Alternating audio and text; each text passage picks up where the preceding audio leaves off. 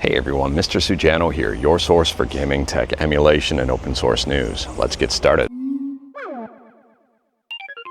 Alright, to kick things off, a lot of people guessed exactly where I was yesterday, and it didn't take very long at all. I was in St. Martin, and today I'm somewhere completely different, and this one is a little bit more difficult, so whoever can guess where I am will get 1,000 Sujano points. Here's a hint, I'm not in St. Martin.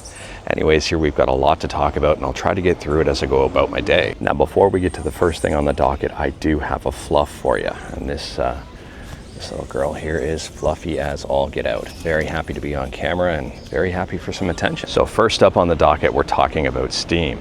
And if you like to play mobile games where you have to watch ads in order to progress in them or in order to unlock something, you probably won't like this news. For pretty much everybody else, you're going to like this news from Steam. Anyways, it appears that Steam is not supporting that type of game model on the Steam store ever. So this one was spotted by Gaming on Linux, and like everything we talk about, link will be in the description below right at the bottom. But this is right from Valve. Not supported. Developers should not utilize paid advertising as a business model in their games, such as requiring players to watch or otherwise engage with advertising in order to play, or gating gameplay behind advertising. That is absolutely amazing if you ask me. I don't ever want to see that stuff on the Steam store. If you do, let me know in the comments below. But if you think this is a huge win, let me know in the comments below. Next up, we're talking about one of my favorite Linux distributions, and that's Bazzite. And Bazzite is celebrating something pretty huge here. They're celebrating 10 million pulls. On top of that, they said they have about 500 terabytes per month in ISO downloads, and I think that's incredible. Now, I don't know about you, but I think Bazzite is very underrated in terms of a Linux desktop distribution. I mean, a lot of people use it as a replacement for something like SteamOS, but at the same time, as a daily driver desktop, I think Bazzite functions very well. Next up here is just more of a friendly heads up if you're looking for discounts on games.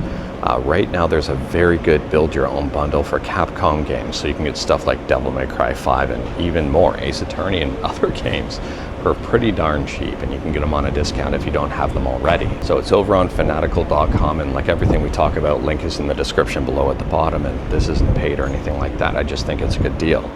Anyways, here, this is part of Bundle Fest 2025, and there's quite a few games on there, and it'll cost you about $6.25 or so per game. Moving on, and we're talking about Steam on Android with Pluvia. And if you've never used Pluvia before, we've talked about it on this channel. If you're familiar with Winlator, you'll be familiar with Pluvia. Pluvia is built on Winlator, and it enables people to play, well, Steam games on Android. Now, a YouTuber we've talked about on this channel before is Easy on the Eyes, and she's done a lot of testing for a lot of different emulators. Anyways, here she's done some extensive testing for Pluvia. She has tested over 200 games, and she's got a brand new video showcasing gameplay and sharing her opinions on Pluvia. Additionally, here I do recommend checking out that video because it's, well, if you're interested in Steam on Android, that is a very good place to start. Additionally, I'll include links to everything in the description below, and you can go on ahead and check out the compatibility tracker to see what games work and what games don't, and what games haven't been tested. Pluvia, I would say, is a really good step forward for, I guess, running Steam games on Android. And speaking about stuff moving forward, next up we're talking about Clownmdemu. If you're not familiar with this one, it's a Sega Mega Drive and Genesis emulator, and it just received a massive update. The latest version here is version 1.1. It brings about a ton of compatibility improvements, bug fixes, accuracy improvements, save data support for Sonic 3 and Knuckles, and even more. This one is 100% free and open source and is one to pay attention to if you're into Sega Genesis emulation. Next up, we're switching from Sega to Sony and talking about the PS1. And there's a platformer on the PS1 you may never have heard about before. It's called Little Raph. If you haven't played this game, I don't blame you. It was a Japanese game that just received an English fan translation patch. Again, like everything we talk about, link is in the description below at the bottom. To me, this game looks super interesting and one I may be checking out. I mean, I have not played this one before, and based on the screenshots alone, everything's been translated to English except the end credits.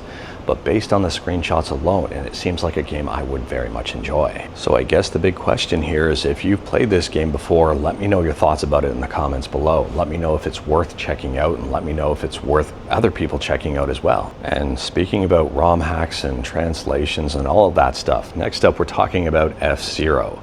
And if you're a fan of F-Zero on the SNES and you were looking to possibly breathe new life into the game, Well, there's a brand new ROM hack that adds in a bunch of new courses, and these courses seem very well designed. Now, this patch is made by a bunch of people who are very passionate about F-Zero. The patch is free. You do need the base game in order to patch. And there is a video on YouTube showcasing basically all of the new tracks. And if you wanted to get involved in the F-Zero scene and learn more, they even have a Discord. Next up here, we're talking about the highly anticipated PC port of Stellar Blade. And Stellar Blade is anticipated to launch on PC at some point in 2025. And Gaming on Linux has spotted that this game will be optimized for the Steam Deck. Now, I don't know about you, but I think this is a huge win for the Steam Deck, and the quote is as follows. In particular, we plan to optimize the game to ensure smooth gameplay even in UMPC Steam Deck environments, where UMPC stands for Subscribe to Mr. Sujano, or Ultra Mobile PC, depending on how you wanted to interpret that. And you could apply that term to other gaming handhelds. And speaking about stuff being optimized for PC, next up we're talking about a game that is not going to be optimized for PC day one.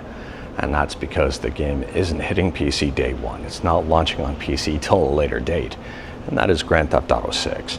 So for those who may not be already aware, Grand Theft Auto 6 is headed to consoles in 2025. We do not know the release date for PC at all. It may not even hit PC in 2025. Now, Take-Two understands the size of the PC market. They say that the PC market is up to 40% of the game's total sales. I've got no idea what about the online portion and the shark cards and all of that. But at the same time, for the base game alone, 40% of sales they're saying could be up to 40% could be on PC.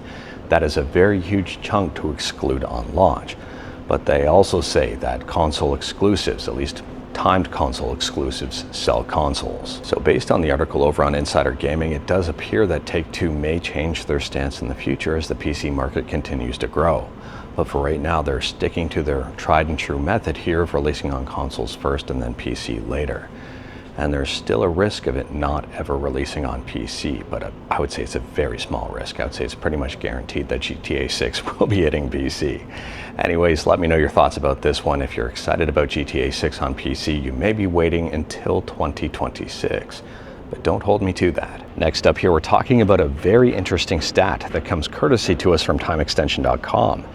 And I find this one very fascinating. So apparently 14% of Americans, that's a lot, still game on retro gaming consoles, and those are consoles released before 2000. Now, as much as I'd like to see the stat say 100% of Americans, I mean, that is completely unrealistic. But at the same time here, 14% I am very happy with, I'm very pleasantly surprised with. And that's for consoles like the NES, Game Boy, SNES, N64, Dreamcast, PS1, and even more. Let me know your thoughts about those stats. And speaking about retro consoles, last up here we're talking about the Nintendo Wii and Okami. And this is this is something. Apparently the Okami director does not want people playing the Wii version of Okami.